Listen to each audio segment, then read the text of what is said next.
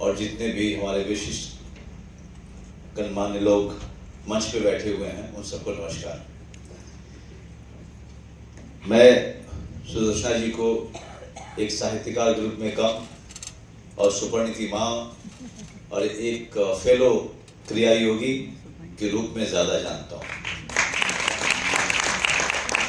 क्योंकि क्रिया योग में कुछ साल पहले मैं और मेरा परिवार दीक्षित हुए। उसके बाद सुपर्ण के घर पे थे तो आंटी ने बताया कि वो भी क्रिया योगी हैं और हम लोग अध्यात्म में बहुत रुचि रखते हैं और उसकी प्रैक्टिस भी करते हैं। तो अचानक से सुदर्शना जी का जब भी साथ मिलता है तो मैं ज़्यादातर अध्यात्म की बातें करता हूँ और क्रिया योग की और ध्यान की, क्योंकि जीवन के कई साल भाग दौड़ और एक खास तरीके की दौड़ धक्का मुक्की में ही गुजर गया। एक लक्ष्य को लेकर के जब गांव से निकले थे उसी का पीछा कर रहे थे और कुछ सूझ नहीं रहा था उसके अलावा। और जब से दीक्षित हुए क्रिया योग में उसने एक ठहराव दिया, अंदर के जितने भी क्रोध थे उनको शांत किया और उसको एक नई दिशा दी। और जब भी मैं सुदर्शना जी के साथ होता हूँ तो बातचीत करके कुछ और भी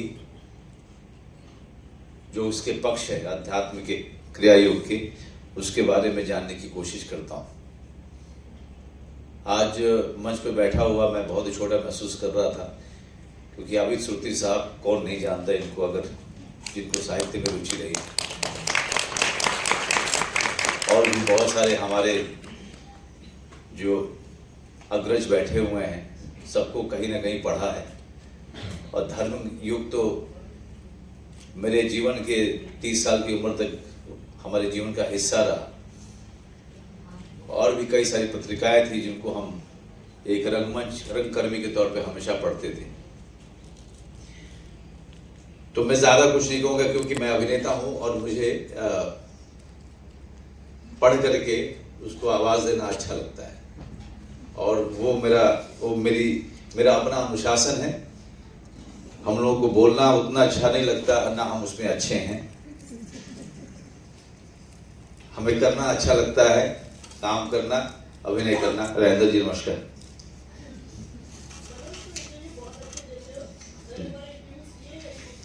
अभी जोरम देख लीजिए फिर बात नहीं करेंगे। मैं एक पैराग्राफ पढ़ देता हूं। रीना बाथरूम में गुनगुना रही थी, शावर के नीचे उसके भीगे बालों की खुशबू उसे मस्त किए जा रही थी। क्या चीज है शादी भी, अपना आप भी सब नया लगने लगता है। हर रंग हर खुशबू जैसे और चटक और दिलकश हो गई हो और फिजाओं में जैसे हर वक्त संगीत तैर रहा हो। आज तो वैसे भी बहुत खुश थी क्योंकि जय आज उसे टाउन लेके जाने वाला था।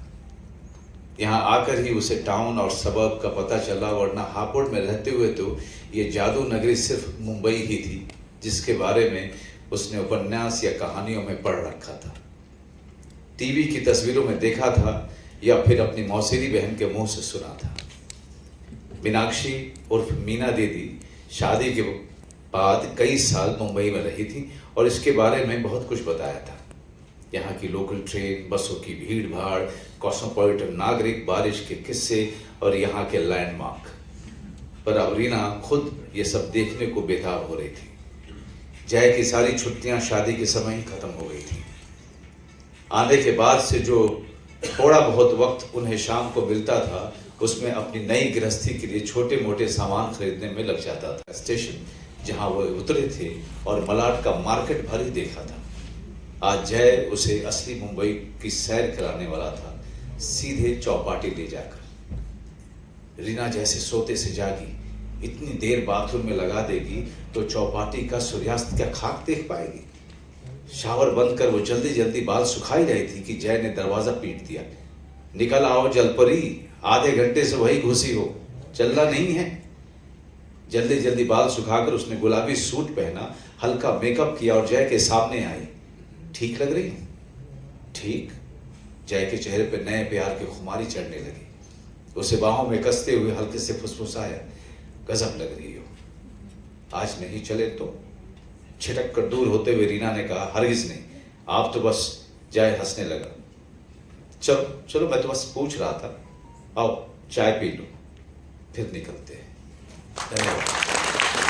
शुक्राना है।